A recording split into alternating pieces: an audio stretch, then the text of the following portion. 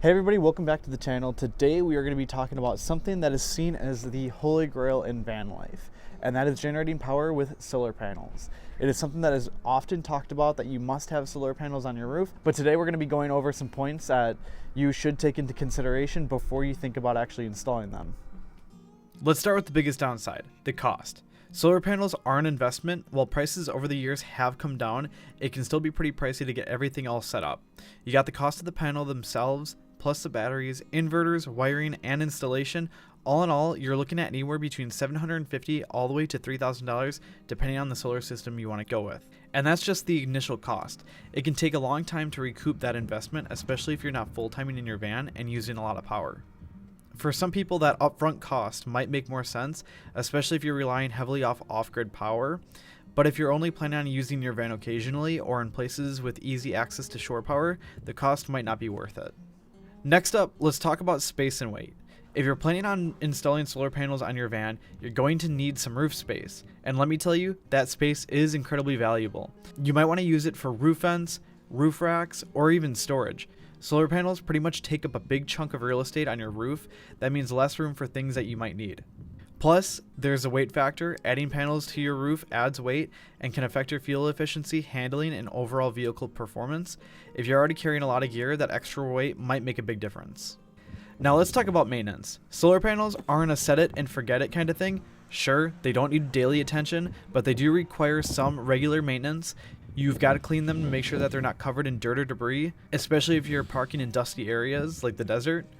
You'll also need to check the wiring and the system to make sure everything's working properly, and if something breaks, repairs can be a hassle and expensive. One big thing a lot of van lifers overlook is that solar panels might not be necessary for everyone. If you're mostly staying at campgrounds with hookups or in areas where you can easily access power, you may not need solar at all. There are other ways to keep your devices charged, like a portable power pack, power stations, or even using your van's alternator with a DC to DC charge controller to charge your batteries while you drive. I personally don't always want to rely on solar power. There's plenty of times where I'm plugged in and all of my power needs are met without my panels. So before you're in a rush to install them, think about how often you're actually going to need off-grid power. And finally, let's talk about solar power limitations. Solar panels are absolutely awesome when the sun is shining. But when the weather is not cooperating, whether it's cloudy, rainy, or wintertime, your panels will not be generating as much energy, and when you need the power the most, like on an overcast day or during colder months, your solar system might not give you enough juice to run everything. This is something I've actually personally experienced firsthand. Even with a decent solar system, I found myself relying on other power sources when the sun just isn't there. So if your region is limited with sunlight or plan on traveling during the winter, solar may not be the most reliable option. But to sum it all up, solar panels might seem like the perfect solution in van life, but in most cases, I feel like they're actually not for everybody.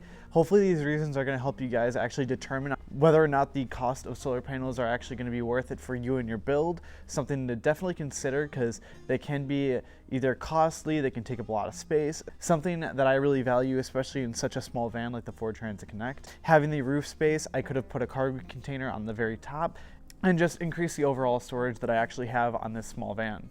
But I'd love to actually hear it from you guys in the comments to see if you actually installed any solar panels in your van and what were the reasons on why you actually considered installing them and how much power you guys are actually generating with your system. If you guys found this video helpful in determining on whether or not you want solar panels, don't forget to leave a comment down below, leave a like, and also see you guys in the next video.